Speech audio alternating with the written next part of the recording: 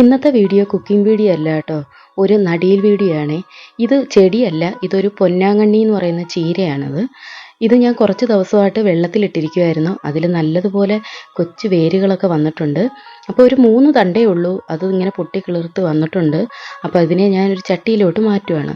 ഈ ചട്ടിയിൽ വെള്ളം വാർന്നു പോകാൻ വേണ്ടി കല്ലിട്ട് കൊടുത്തില്ല, അതിന് പകരം കുറച്ച് തൊണ്ട് മുറിച്ചതാണ് ഇട്ട് കൊടുത്തത്. അപ്പോൾ വെയിറ്റും വരില്ല. പിന്നെ ചീരയ്ക്ക് അധികം വലിയ വേരൊന്നും അല്ലല്ലോ, ചെറിയ വേരല്ലേ, അന്നേരം കുറച്ച് മണ്ണ് മതി. ഈ മണ്ണിൽ ഞാൻ ഇത്തിരി കോഴിവളവും മണ്ണ് മാത്രമേ ഉള്ളൂ, വേറെ ഒന്നും ചേർത്തിട്ടില്ല. അതിനെ ഒന്ന് മിക്സ് ചെയ്ത് വെച്ചിട്ടുണ്ടായിരുന്നു.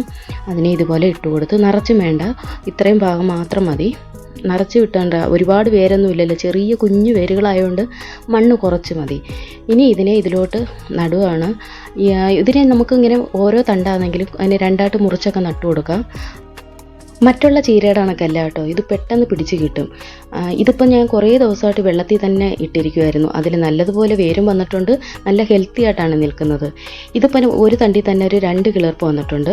അപ്പോൾ അതിനെ ഞാൻ 3 ആക്കാൻ പോവുകയാണ്. ആ 2 കിളിർപ്പിനെ സെപ്പറേറ്റ് ആക്കി പിന്നെ ആ തണ്ടിനെ ആയിട്ട് നടുവാണ്. തണ്ടിൽ നല്ല വേരുണ്ട്, പിന്നെ അതിലെല്ലാം മുളകളും ഉണ്ട്.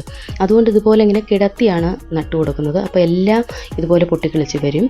പിന്നെ ബാക്കിയുള്ളതിനെയെല്ലാം അല്ലാതെ കുഴിച്ച് വെച്ചാൽ മതി. അപ്പോൾ ഇത് നിറച്ച് കിട്ടും. ഇപ്പം ഇത് ഞാൻ ഈ 3 തണ്ടിനെ തന്നെ കുറേ മൂടുകളായിട്ടാണ് ഇപ്പം നട്ടിരിക്കുന്നത്.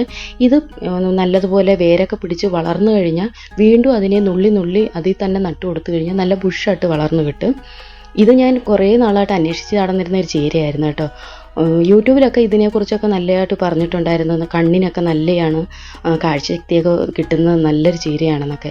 അപ്പം തന്നെ ഞാൻ ഇത് മേടിച്ച് നടണമെന്ന് വിചാരിച്ചു. ഓൺലൈനിൽ നോക്കിയപ്പം കാണാൻ ഭയങ്കര വില. ആരെങ്കിലും അറിയാവുന്ന ഒരു വീട്ടിലുണ്ടെങ്കിൽ 2 തണ്ട് മേടിക്കാമെന്ന് വിചാരിച്ചപ്പോൾ ആരുടെ വീട്ടിലും ഇല്ല. അങ്ങനെ ഞാൻ വീട്ടിൽ ചെന്നപ്പം, ഓണത്തിന് വീട്ടിൽ പോയപ്പോഴാണ് അവിടെ ഒരു ചിരട്ടയിൽ ഇതുപോലെ അച്ഛൻ വെള്ളം ഒഴിച്ചിട്ടിരിക്കുന്ന കണ്ടത്. അപ്പോഴാണ് ഇത് പൊന്നാങ്കണ്ണിയാണെന്ന്, ചന്തയിൽ പോയപ്പോൾ 2 തണ്ട് തറയിൽ കടന്ന് കിട്ടിയതാണ്, അങ്ങനെ എടുത്തുകൊണ്ട് വന്ന് വെള്ളത്തിലിട്ടയാണെന്ന് പറഞ്ഞു. അവിടെ കോഴിയുടെ ശല്യം കൊണ്ട് അവിടെ നടാൻ പറ്റത്തില്ല, അതുകൊണ്ട് എൻ്റെ തന്നു വിട്ട്.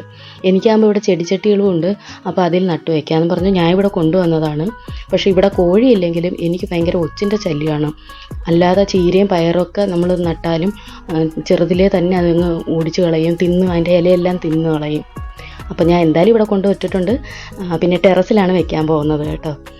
തറയിൽ വെച്ച് കഴിഞ്ഞാൽ ഒച്ചു കൊണ്ടുപോകും. അതുകൊണ്ട് ഞാനിതിനെ ടെറസിൽ വെച്ച് എന്തായാലും വളർത്തിയെടുക്കണം. ഇതിങ്ങനെ വളർന്നു വരുമ്പോൾ പിന്നെ അടുത്ത ചട്ടിയിലോട്ടൊക്കെ മാറ്റി കൊടുത്ത് നല്ലയാക്കി എടുക്കണമെന്നൊക്കെ വിചാരിച്ചിരിക്കുകയാണ്.